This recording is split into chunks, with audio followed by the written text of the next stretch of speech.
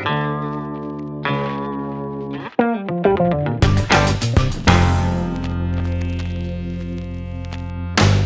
I want to introduce myself. I'm Ralph Chiaia. I work with Wilson Zorrilla, who you see in the white button-down shirt At Compass. at Compass. We're both agents of Compass. And what we want to do is we want to do like a bit of a deal deep dive to explain a little bit about what the successes and obstacles of closing a sales deal is.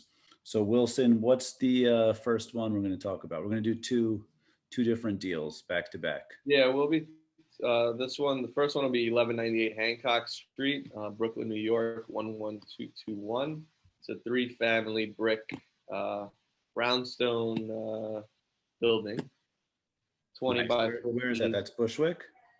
Yeah, that's Bushwick. That's on Hancock Street in Bushwick. Nice. Um, yeah, it was very one of those deals that people hear about and they want to become an agent, because it was somewhat so simple. But what they don't see is what I had to do prior to that to get that referral for that listing lead. Like that's what I Um, want to ask you. So how did you find the deal? What's the catalyst for it? so I had recently closed a two-family in Bed-Stuy on Lexington. A very nice family. They were very pleased with how I worked. The due diligence and the work ethic to get the deal done. So I was just doing my random follow-up call with them. Hey, how you guys doing? They moved out of state, so they're in the Carolinas now. So I was just following up, see how life is after selling their property in Brooklyn, which they lived in for over 40 years. They were very appreciative, and she was like, "Oh, you know what?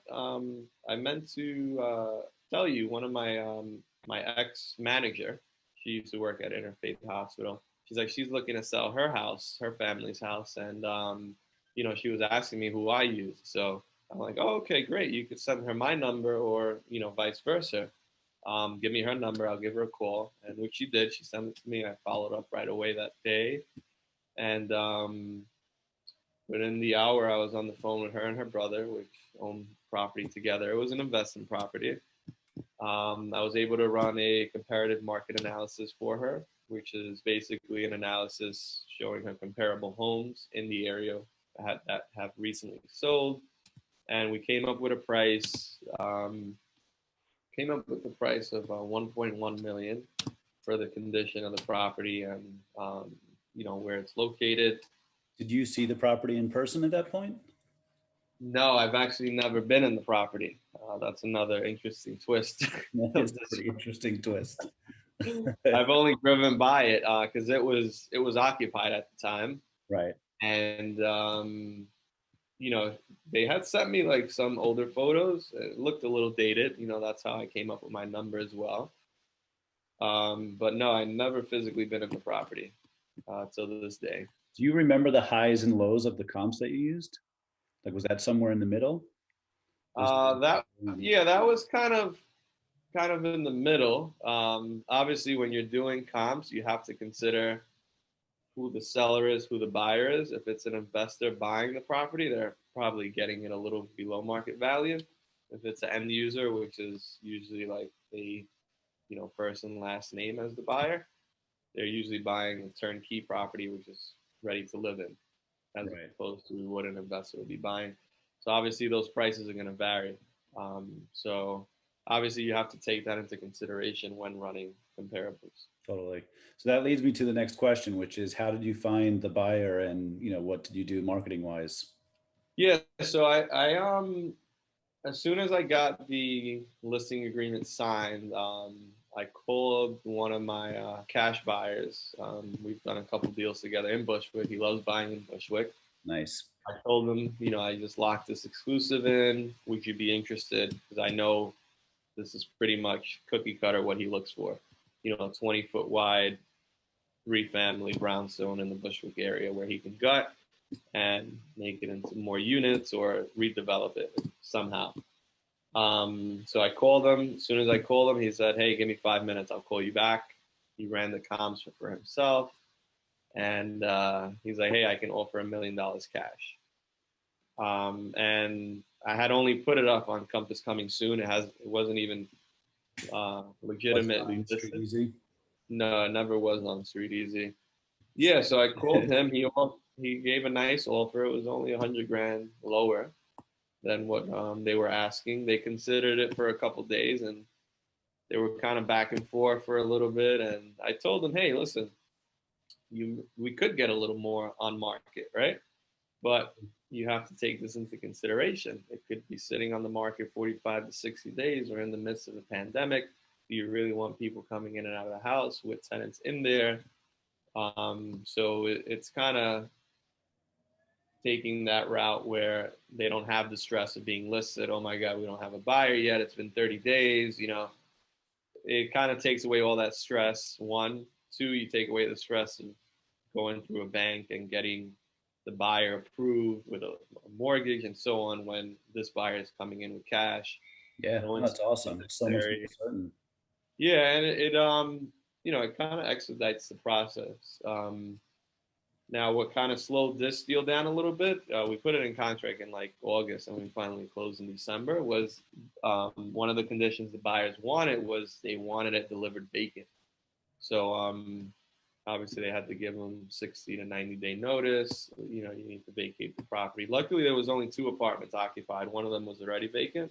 Okay. And one of them was actually it was one of the sisters, the sister of the seller.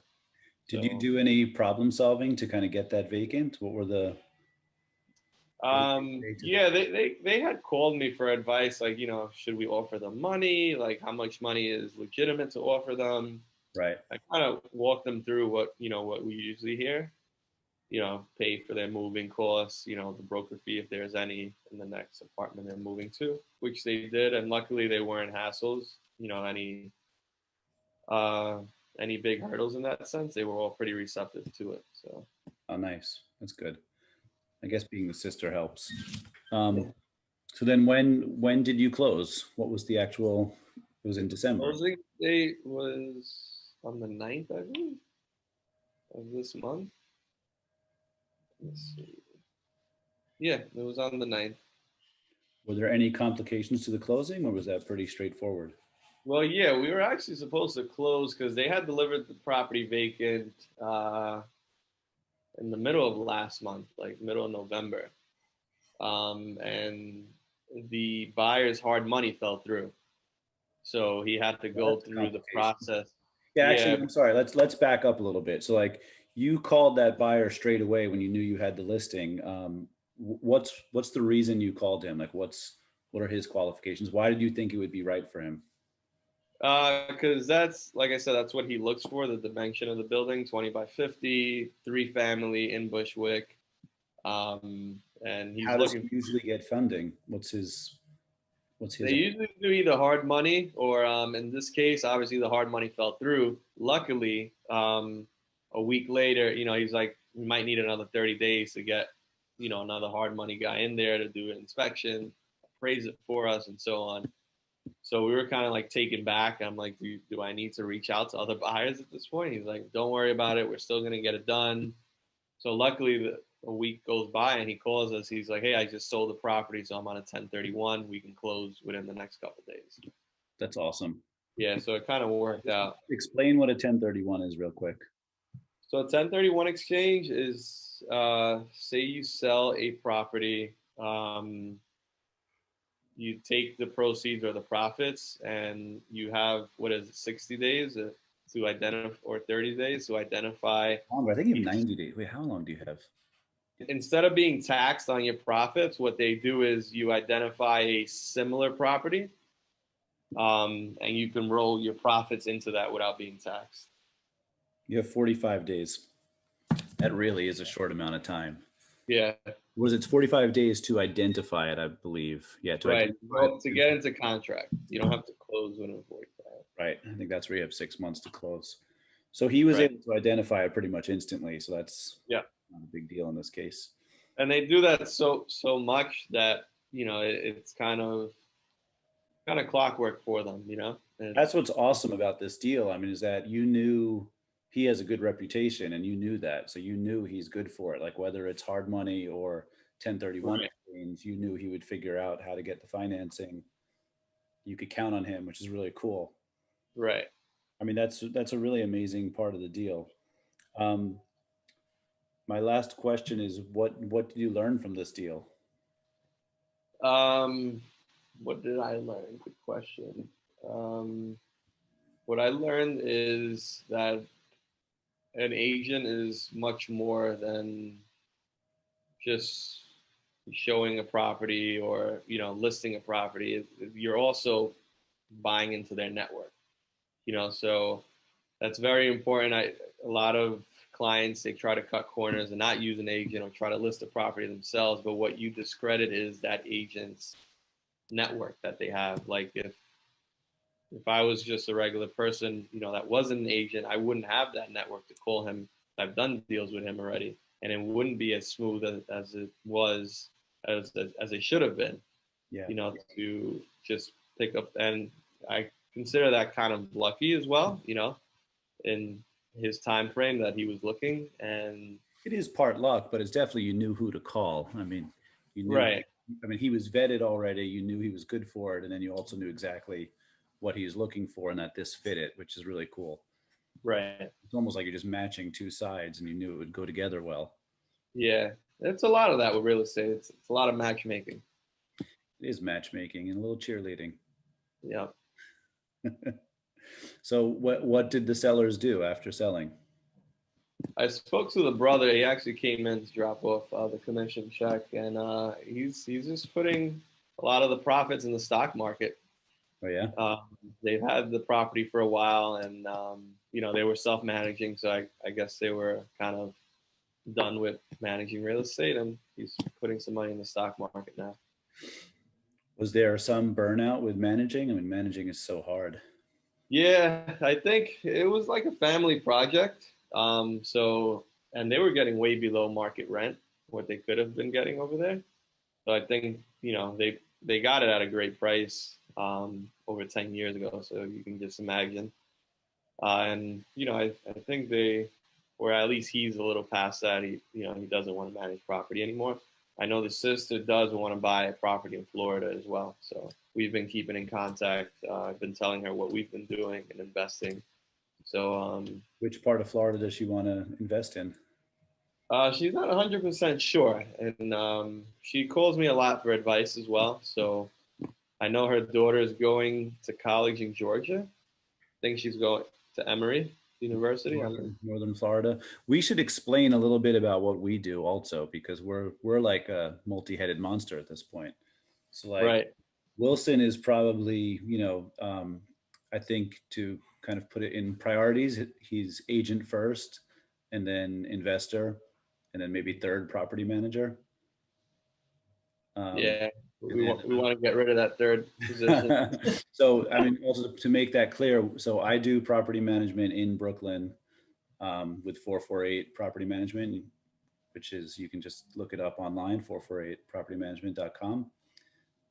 But then Wilson and I are both managing a 10-unit place in Jacksonville, which definitely, like, that's why we're laughing. There's definitely some stresses involved in managing. We've had some crazy stuff happen.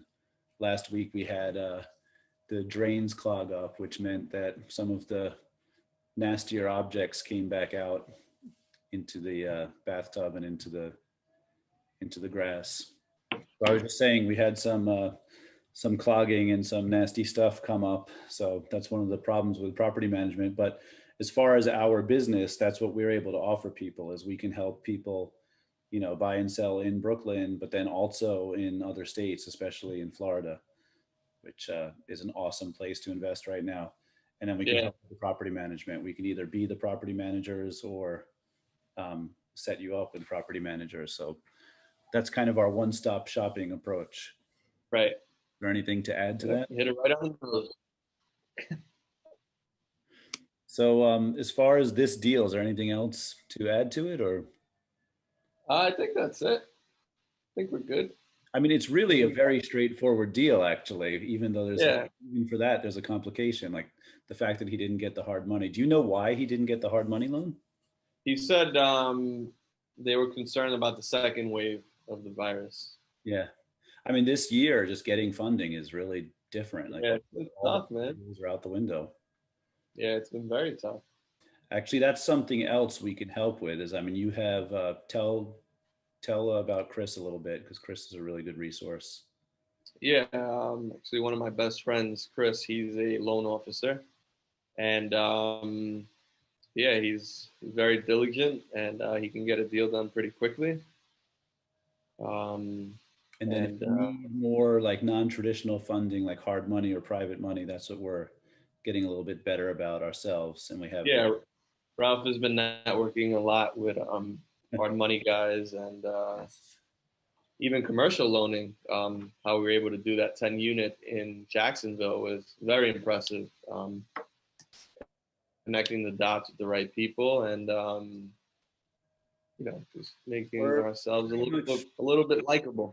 we learned in 2020 it's pretty much all networking. We need to have the right Yeah, introduction. So we've called a lot of banks and we got part of some mastermind groups for real estate and also for private lending, and that's really kind of paved the way. We've have some new connections now that we're really grateful to have.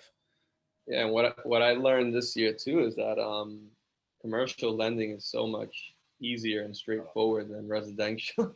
Me too. That's been the lesson of the year, I think. Yeah, It's much easier, much more straightforward, much like why do residential anymore? yeah. So I mean, that's kind of our goals going forward, right? Is to find, so we just did this 10 unit in Jacksonville. I think now going forward, we're probably going to do 10 or bigger if we can. I mean, of course, we're still able Yeah, to do other things, but that's kind of, it's a lot of work and it's a lot of trouble to get funding. So it makes sense to go bigger and bigger as opposed to smaller and smaller. yeah, definitely. So if anybody's out there that's sitting on something bigger than 10 units, give us a call. We're ready. Let us know. All right.